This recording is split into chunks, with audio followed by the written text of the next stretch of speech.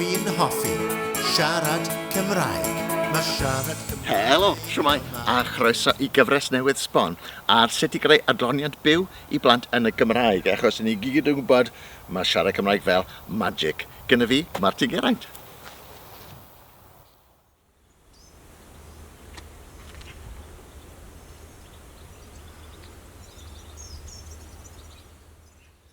Nawr, dwi'n recordio hwn ym mis Medi 2023, gyda fy ffrindiau, wrth gwrs, siwmai faes. Oherwydd blwyddyn nesaf, mae'r Eisteddfod Genedlaethol yn dod fan hyn i Pontypridd. A gan taw fi yw un o'r beirniaid, ond i'n meddwl sy'n gwneud cwbl o tips i chi ar sut i greu adloniant byw i blant. A hyd yn oed, os ych chi'n cystadlu, neu os ych chi'n gwylio hwn blynyddoedd ar ôl Eisteddfod Pontypridd, gobeithio fydda'n helpu ar fy mhrofiad i o gynnal adloniant byw i blant yn y Gymraeg dros lot o flynyddoedd.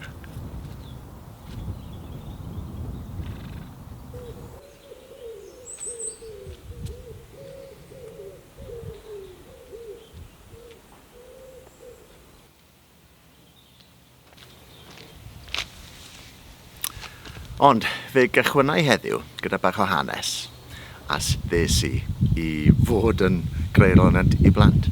Pan o'n i yn ysgol gyfun Felen, oedd lot o bwyslais ar chweched dosbarth i helpu'r plant ifanca oedd yn dod mewn i'r ysgol blwyddyn 1 neu blwyddyn 7 fel fysa nhw erbyn hyn wrth gwrs. Felly, joies i hwnna gweithio gyda phlant oedd yn iau na fi.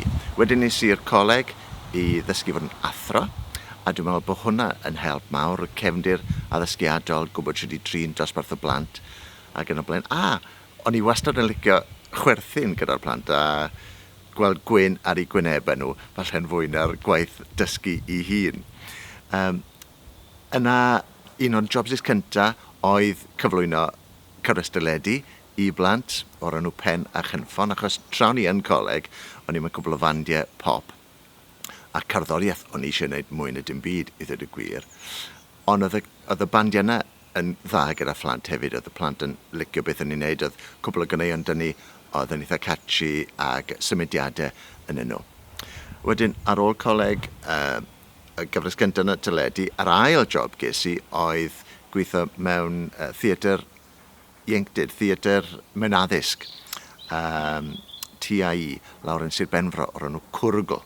Maen nhw wedi mynd erbyn hyn, ond eto, oedd yna'n brofiad da, ac o'n i goffa sgwennu sioe newydd bob wythnos, oedden ni yn gweld yr un plant am ryw 6 wythnos, felly oedd eisiau sioe newydd bob wythnos, oedd hwnna'n ymarfer da, yn gefndir da. Cyn bod fi'n gwybod taw adloniant i blant o'n i'n mynd i wneud, o'n i'n mynd taw popstar, o'n i'n mynd i fod neu'n gyflwynydd teledu neu'n actor yn Hollywood.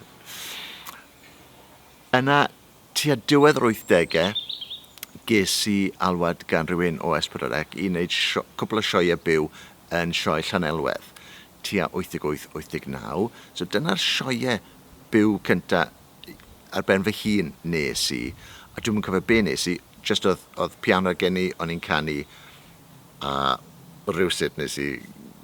Oedd un bachgen o Sir Benfro Dan yna, ac oedd wedi dwlu ar beth o'n i'n gwneud fyna, ac oedd e'n dilyn fi, a fyswn i'n licio gofyn iddo fe be nes i, cos dwi'n mynd cofio, ond mae rhaid bod fi wedi cadw cwbl o blant yn hapus fyna.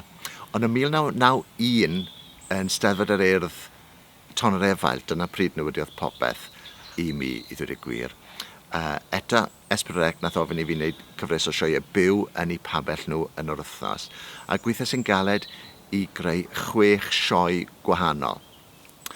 Ac yn ymwneud, be wy'n mynd i wneud? Siwr allai wneud hwnna yn wahanol.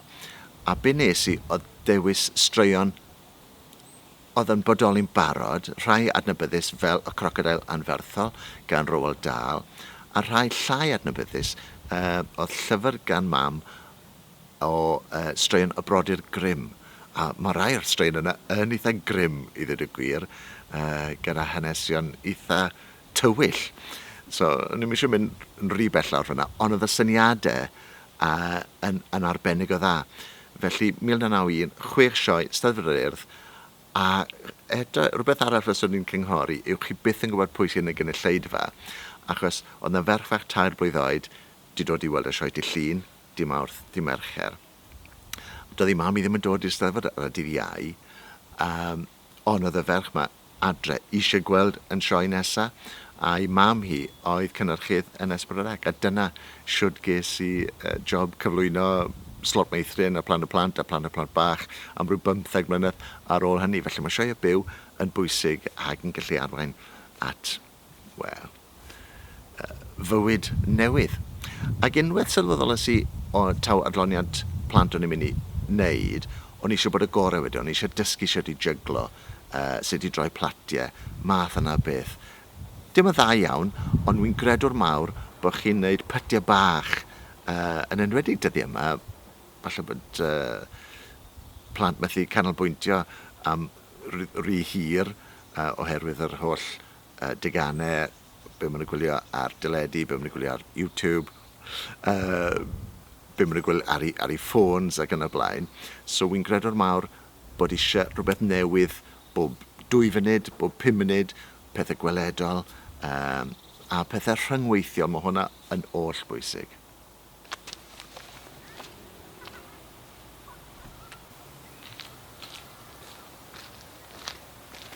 Ac ers y dechreuad yna, mae rhaid bod fi wedi gwneud cannoedd, os nad miloedd, o sioeau, jamborees, partïon penblwydd ac yn y blaen.